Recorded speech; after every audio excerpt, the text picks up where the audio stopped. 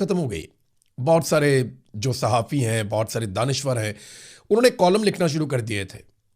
उन्होंने तज्ज़िया करना शुरू कर दिया था कि इमरान खान इर्रेलिवेंट हो गए हैं।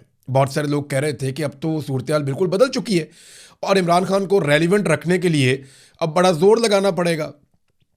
तो ख़त्म शुद्ध वाला बयानिया इमरान खान के बारे में बहुत ज़्यादा चल रहा था। इतने में पाकिस्तान तहरीक-ए-इंसाफ ने एक अनाउंसमेंट की और उन्होंने कहा जी मर्दान में जलसा है। इमरान खान साहब ने कहा जी वहाँ पे आना है और ये उनके ऑर्डर के ऊपर हो रहा है।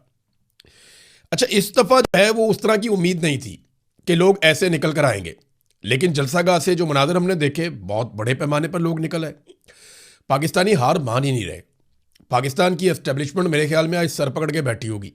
बहुत सारे लोगों को तैयारी करवाई गई थी, उन्हें बताया गया था कि आपने रोला डाल देना, आपने ये कहना है कि देखा फेलियर हो गया, पाकिस्तान तहरीक इंसाफ फारिग हो गई, अब कोई भी उनके बारे में बात नहीं करता। तो मैंने एक दिन पहले जो सर्वे करवाया था आसिम मुनीर बमुकाबला इमरान खान, हालांकि बड़ी ज्यादती है, एक सरकारी मुलाजिम जो तनख्वाह